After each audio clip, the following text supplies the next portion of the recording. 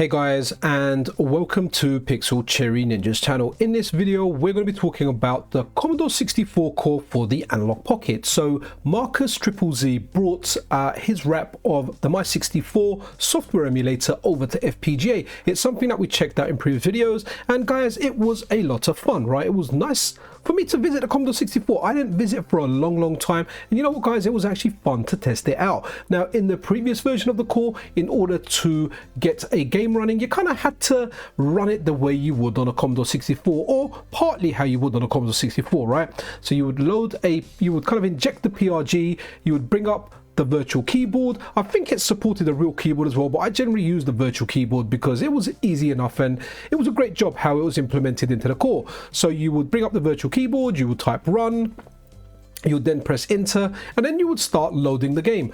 One of the requests that Marcus Z got a lot from the community was, can we not just have a simple solution where we can press the analog button, bring up the menu, go into core options and go, you know, load game file or load PRG, and just have it do everything for us, right? I mean, it wasn't extremely difficult. Actually, it wasn't difficult at all doing the game the kind of manual way, but I understand we like quality of life, like we are lazy. I mean, if I don't use the Commodore 64 core for a while, I have to go back to one of my own videos to have a look at exactly how to do it. So this is definitely a welcome addition. Now, a thing to point out here guys, there are no functional changes to the actual emulation of this core. The core, as far as it performs exactly the same as the previous version. So this is version 0.2.1. So whatever the previous version was, right, this one has the same functionality, but what it does, it has this quality of life feature in there now, which is just easy. It's like playing the SNES core or something, or the Mega Drive core, where you just go into the menu,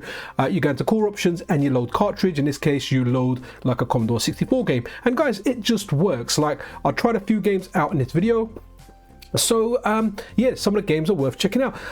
Check this game out, right? This game is called Run and Gun, and guys, it's actually okay. So it uses the button to jump and up to fire, which actually works surprisingly well. You go indoors, and guys, like, I kind of forget how good Commodore 64 games were given the technical limitations this machine or this computer had at the time. There was definitely some fun games on there. Let me know in the comments if you want to see a live stream of the Commodore 64 core on the Analogue Pocket, because this quality of life feature that Marcus Z has added definitely will make my streams or a stream of a Commodore 64 core running on the Analogue Pocket more streamlined, right? I just, you know, pick a game. I don't have to type that run thing every time, so it will make the streams, I don't know what's the right word, it'll make it a little I don't know, more consistent. We're seeing games more consistent, kind of, right? I don't usually run out of words. I was just trying to think of how to kind of word it there. So yeah, Run and Gun is good.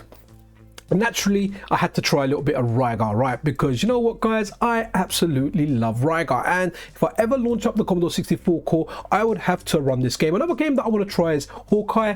I haven't played it for years, but it's not on the pack that I have, so hopefully I can check that out later. Then there was Saboteur, which I always liked the look of, but I kind of played that around the friend's house on the Spectrum. I'm just going through some games here. You know, go through, try all the games yourself. You may discover some games you completely forgot about, you may discover some new games, or you may just relive your childhood with games you remember and you want to play. But it's amazing to have this Commodore 64 core on the go on the Analogue Pocket, and it's only going to improve in time. I know Marcus Z somewhere down the line will release an update for it. He's absolutely awesome, and it's nice that we're getting so many developers bringing stuff over to the Analogue Pocket. Analogue Pocket is getting a lot of support. Right, okay, after Saboteur guys, there is Silkworm, and guys, this game feels good.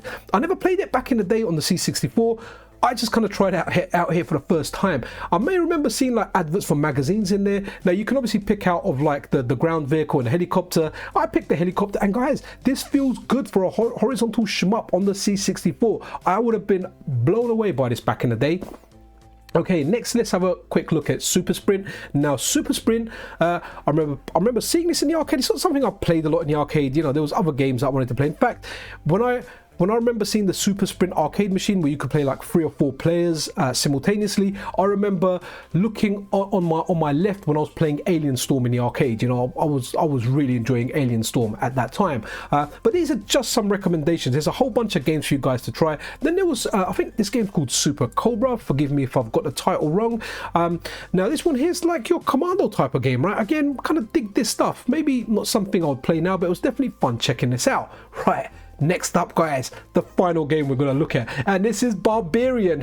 I'm a big fighting games fan, guys, but before fighters, like before Street Fighter came out, right, we had a few fighters, and this was one of them. And honestly, I think you can play this 2-player, but I can't remember. I always remember playing this 1-player. Now, it's got a demo running here. I thought maybe the demo's going to play it better than I can, and yeah, it definitely did. It made the gameplay look good. Some of the attacks were simultaneous, so you would hear a clunk sound, but what I was waiting for was that back and fire attack where you do a roundhouse with your sword, you chop the head off, then the little goblin guy that looks like he's gonna go and eat the body after grabs the body and he kicks the head down. But we didn't get to see that in this video. But if you want to check that out for yourselves, check out Barbarian, guys. Seriously, it's a good game, and these were fighters before fighters became a main thing. You know, we had Barbarian, we had International Karate, or IK, or we had IK Plus that actually, you know, was like a 3-man thing.